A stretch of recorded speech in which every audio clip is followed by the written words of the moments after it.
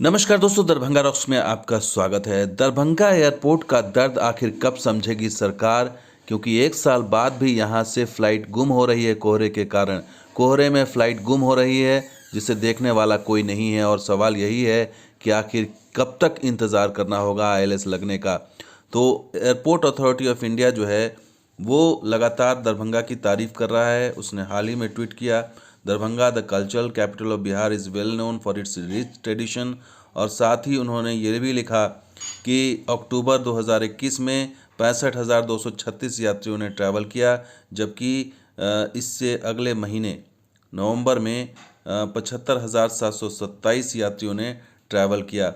यानी एक महीने में 10,000 यात्रियों का इजाफा यहाँ दिखाया जा रहा है। और साथ ही दरभंगा एयरपोर्ट से जो है फिगर जो जारी हुआ उसमें 65,000 से 75,000 एक महीने में जंप हुआ पैसेंजर फुटफॉल। और एयरक्राफ्ट मूवमेंट की बात उन्होंने की ऑन रिकॉर्ड कि 404 से 484 हो गया। तो दोनों में वृद्धि दर्ज की गई। जाहिर है दरभंगा एयरपोर्ट ने परफॉर्म करके दिखाया है, तो परफॉर्मेंस की गूंज सुनाई पड़ रही है। साथ ही एयरपोर्ट अथॉरिटी ऑफ इंडिया ने जो है वो श्यामा माई मंदिर का जो ऐतिहासिक मंदिर है उसकी भी तस्वीर उसने शेयर की है।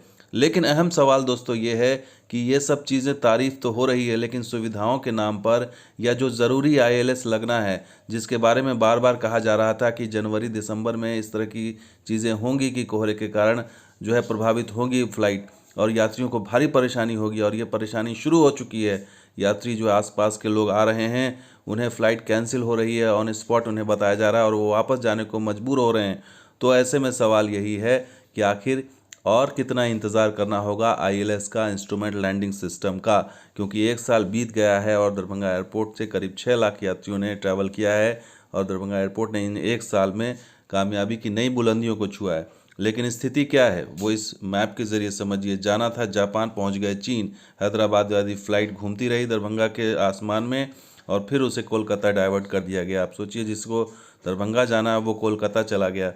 अब कोलकाता से वो दरभंगा कैसे आएगा ये किसी को पता नहीं। इसी तरह से दिल्ली वाली फ़्लाइट आई, दरभंगा के ऊपर चक्कर लगाती रही और फिर वापस चली गई।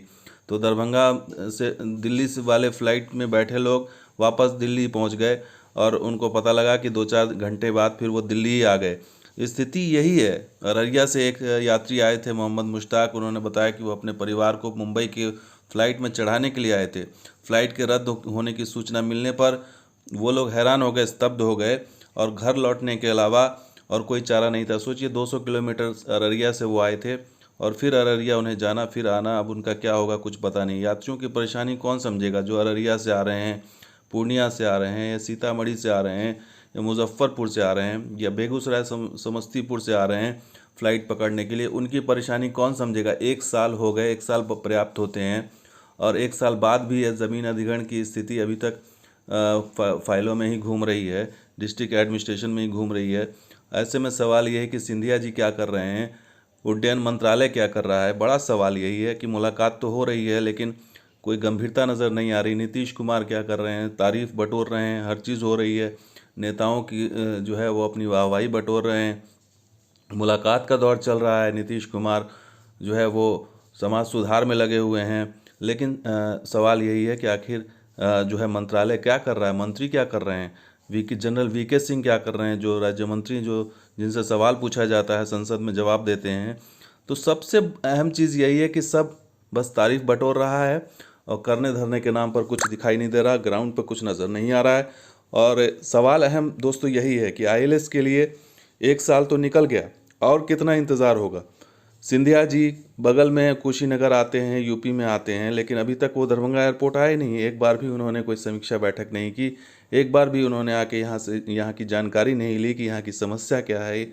और समस्या सबसे बड़ी यही है कि कोहरे में जो जिस तरह से फ़्लाइट गुम हो रही है, जिस तरह से यात्री परेशान हो रहे हैं, या वॉच आवर की समस्या है, जिस तरह की समस्याएं आ रही हैं उसको आखिर कौन डील करेगा। क्योंकि मंत्री तो बिहार में एक बार भी नहीं आए और ना ही उन्होंने यहाँ के यात्रियों की सुध ली है। एक ऐसे सफल एयरपोर्ट के बारे में जो उनका रवैया है वो काफ़ी निराशाजनक है, दुर्भाग्यपूर्ण है। और सवाल यही है कि जब तक कि आप गंभीरता से इस चीज़ को एड्रेस नहीं करेंगे तो इस समस्या अगले साल भी बनी रहेगी। तो दोस्तों ये वीडियो कैसा लगा जरूर लाइक कीजिए, शेयर कीजिए, कमेंट कीजिए, सब्सक्राइब कीजिए। कुछ और वीडियो के साथ हाजिर होंगे। अब देखते हैं दरभंगा रोशन बिहार स्पॉट भी। शुक्रिया, धन्यवाद। जय हिंद, जय बिहार, जय मिथिला।